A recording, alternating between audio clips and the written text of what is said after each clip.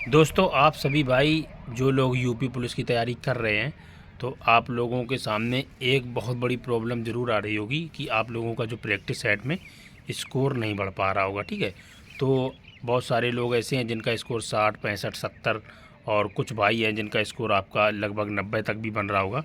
तो बहुत ज़्यादा लोग परेशान हैं क्योंकि आप लोग काफ़ी बच्चे जो नए स्टूडेंट भी हैं, कुछ लोग पुराने भी हैं। तो ऐसा नहीं है कि नए बच्चों का ही केवल स्कोर नहीं बढ़ रहा है, जो भाई पुराने बच्चे हैं जो पहले 1-2 एग्ज़ाम दे चुके हैं, उनका भी स्कोर किसी कारणवश नहीं बढ़ रहा है।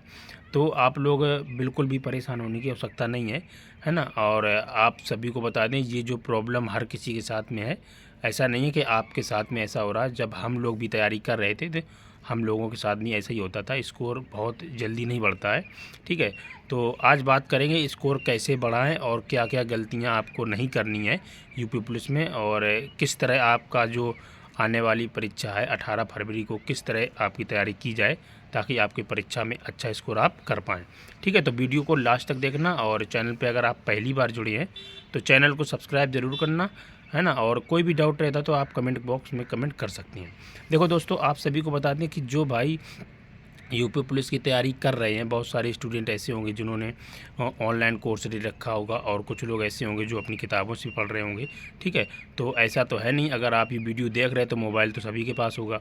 ठीक है, तो आप सभी को बता दूं, जिन भाइयों ने कोर्स नहीं ले रखा है, खुद सेल्फ स्टडी कर रहे हैं, तो आप कर सकते हैं कि देखो, जो भी टॉपिक का आपको वीडियो देखना है, मान लो आपको रक्त परीक्षण रीजनिंग एक चैप्टर है, ठीक, उसका आपको कॉन्सेप्ट नहीं समझ में आ रहा है, किस तरह से उसका जो करना है क्वेश्चन, तो आपको क्या करना है, वो आपको यूट्यूब पे सर्च कर लो, रीजनिंग हो, मैथ हो, हिंदी हो, कुछ भी, तो आप उसको रीजनिंग उसी चैप्टर को सर्च कर लो और अपना चैप्टर क्लियर कर सकते हो। ठीक है, तो आप इस तरह अपने टॉपिक, हर एक टॉपिक को कंप्लीट कर सकते हो।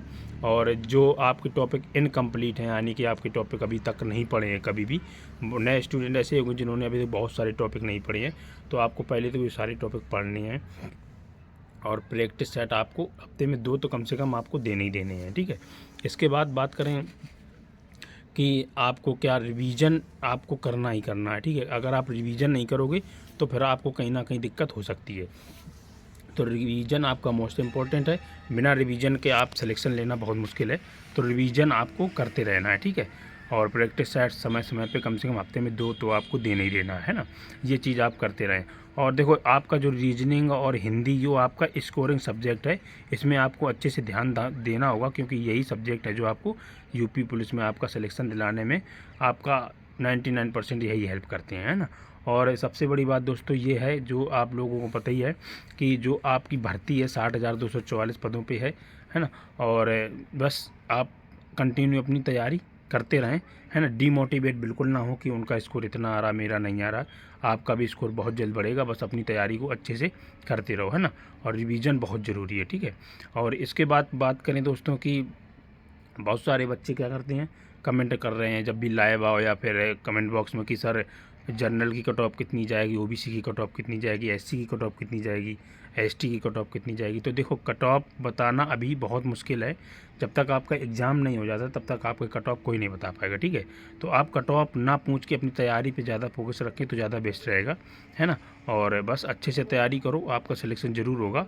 अपनी देखो, जो आप लोगों के मन में क्या रहता है कि डर रहता है कि यार पता नहीं क्या होगा, तो ये डर तभी ख़त्म होगा जब आप पूरी शिद्दत से मेहनत करोगे। जब अपना किसी काम करने को, कोई भी काम आप कर रहे हो उसको 100% देते हो, तो आपका जो डर है ना वो तभी ख़त्म होगा। ठीक है, तो और जब खुद से मेहनत करोगे तो जो आपको डर तुरंत निकल जाएगा, और जब आपको कॉन्फिडेंस आएगा तो आप मान लो कि आपका सिलेक्शन भी हो जाएगा, क्योंकि कॉन्फिडेंस आना बहुत ज़रूरी है। आपके अंदर अगर कॉन्फिडेंस की कमी है तो कहीं ना कहीं आपको दिक्कत होने वाली है, ये मान लो आप। कॉन्फिडेंस तभी आएगा जब आप ज़्यादा से ज़्यादा रिवीजन करोगे, है ना। और बहुत सारे भाई इस टाइम चल रहा है ना, क्योंकि आपका एग्ज़ाम भी बहुत जल्द होने वाला है ये 18 फरवरी को, तो पूछते रहते कि जीके की कौन सी किताब है। तो दोस्तों, आप सभी को बता दें, देखो जीके की लूसेंट बेस्ट है। अगर किसी भाई के पास लूसेंट की थ्योरी वाली किताब है तो बेस्ट है ना। और बहुत सारे लोगों के पास जो आपकी होती है फर्स्ट 20% बहुविकल्पी क्वेश्चन वाली, वो भी होगी, है ना। तो आपके पास एक थ्योरी वाली बुक होना बहुत ज़रूरी है। अब लूसेंट के अलावा कोई भी प्रकाशन की है, जैसे किरण पब्लिकेशन की है या फिर और घटना चक्री, कोई भी प्रकाशन की है ना, तो आपके पास है तो आप उसे पढ़ सकते हो, है ना। तो ये बार बार जीके की किताबों के चक्कर में मत रहो कि और किताबें ले लें। एक किताब है आपको, उसी से पढ़ो, उसी से आपका काम हो जाएगा। और बस, और करंट अफेयर्स का तो ज़्यादा मत उसमें पढ़ो कि करंट अफेयर्स भी पढ़ने, क्योंकि लिमिट है आपके पास समय, और जो आपको इम्पोर्टेंट लगती है आप उसको पढ़ सकते हैं। ज़्यादा वक्त नहीं देना है, उतना ही वक्त आपको रीजनिंग और आपकी जो हिंदी है और मैथ है इसको दे सकते हैं आप, है ना। और इसके अलावा आप सभी को बता दें कि दोस्तों, जैसे 150 क्वेश्चन आपके आएंगे, तो 150 क्वेश्चन में आपको 150 नहीं करना है ना। आपको केवल 115, 120, बहुत ज़्यादा 120, क्योंकि आपकी माइनस मार्किंग भी है। तो आप अगर 120 क्वेश्चन भी कर रहे हो तब भी आपका सिलेक्शन आसानी से हो जाएगा, है ना। तो उसमें 2, 4, 10 क्वेश्चन गलत भी हो सकते हैं। अगर 105 भी कर रहे हो ना, कोई भी कैटेगरी में आप हो, तब भी आपका सिलेक्शन हो जाएगा।